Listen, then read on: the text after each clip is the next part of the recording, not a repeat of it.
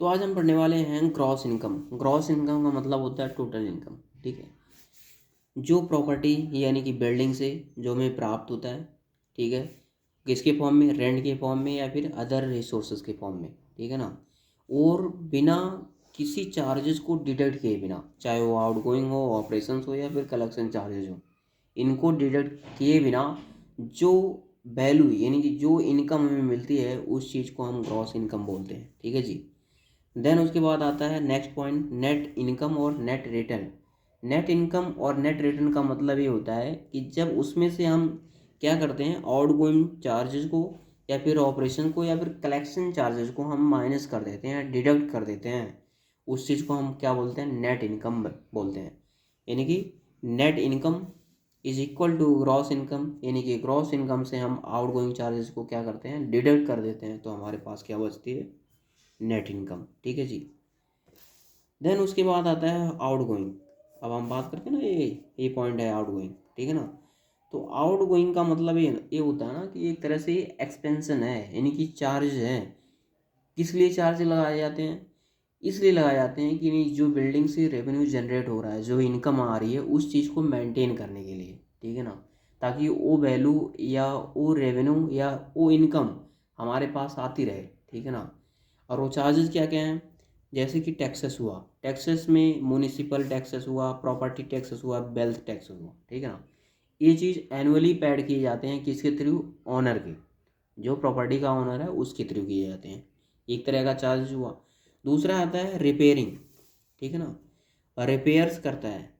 अब रिपेयर क्यों किया जाता है भैया, उस बिल्डिंग को फिट कंडीशन में रखने के लिए, फिट कंडीशन में रखने के लिए, और फिट कंडीशन में इसलिए रखे जाते हैं ताकि वो बिल्डिंग हमें अच्छी लगे और ताकि उसका रेंट जो है हम बढ़ा के ले सकते हैं। ठीक है जी। और जो उसका रेंटर होते हैं ना, वो भी आते रहें कि भैया हमें बिल्डिंग जो है रेंट पे चाहिए या फिर हमें रूम रेंट पे चाहिए होगा, ठीक है ना। तो वो जो है मेंटेन करने के लिए हमें ईयरली मेंटेन करना पड़ता है उस चीज़ को। तो ये भी एक तरह से चार्ज हुआ, ठीक है ना, ये भी आउट गोइंग चार्ज में ही आता है। फिर उसके बाद थर्ड आता है management and collection charge. Collection charges इसमें ये भी एक एक्सपेंसन है, खर्चा है, ठीक है ना। वो रेंट कलेक्टर हुआ या फिर चौकीदार हुआ या फिर सुपरवाइजर या लिफ्टमैन, इनके ऊपर जो चार्ज लगते हैं वो भी आउट गोइंग चार्जेस में ही जाता है। ठीक है जी।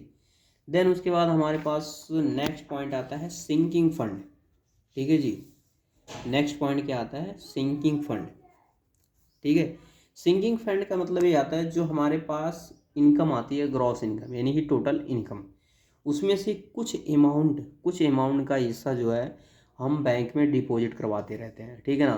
ताकि जब बिल्डिंग का टाइम जो है ना वो ओवर हो जाता है, यानी कि when life of the building is over, जब बिल्डिंग की जो लाइफ है वो ओवर हो जाती है यानी ख़त्म हो जाती है, तब हमें रिक्वायर्ड पड़ती है कुछ अमाउंट में मनी की, ठीक है ना, कुछ अमाउंट में मनी की। तो भैया अगर हमारे पास मनी नहीं रहेगी तो हम कहाँ फिर जाएंगे, हमारे पास घर तो होगा नहीं, ठीक है। तो उस अमाउंट से हम क्या करते हैं, अपने पास एक घर खरीद लेते हैं, अपने लिए एक घर खरीद लेते हैं, ओके। और इस सिंकिंग फंड में एनुअली डिपॉजिट किया जाता है, नॉट मंथली, ओके। ये भी किस में कंसिडर किया जाता है, आउटगोइंग चार्जेस में। फिर उसके बाद आउटगोइंग चार्जेस में लॉस ऑफ रेंट, अगर रेंट में कभी लॉस हो गया भैया, कभी कम दे दिया कभी नहीं दिया, तो क्या हुआ, वो भी आउटगोइंग चार्जेस में ही आता है। मिसलेनियस चार्जेस, इसमें जैसे इलेक्ट्रिसिटी इलेक्ट्रिक चार्ज हुए, या फिर लिफ्ट को रनिंग करने के लिए जो चार्ज हुआ, या फिर पंप हुआ, या फिर other resources, sorry other resources नहीं, अदर चार्जेज हुआ, ठीक है ना। ये भी किस में आते हैं, मिसलेनियस चार्जेस, और मिसलेनियस चार्जेस किस में आते हैं, आउटगोइंग चार्जेस में, ओके। देन आज का टॉपिक यहीं पे ख़त्म करते हैं भैया। और अगर आप मेरे चैनल पर नए हो तो मेरे चैनल को सब्सक्राइब कर लीजिए। अगर आपको वीडियो अच्छी लगे तो लाइक और कमेंट करके ज़रूर बताएं। अगर आपको किसी टॉपिक पे डाउट हो तो आप कमेंट करके ज़रूर बताइए। और बाय। अगर मेरे चैनल पर नए हो तो आप मेरे चैनल को सब्सक्राइब कर लीजिए प्लीज़ यार।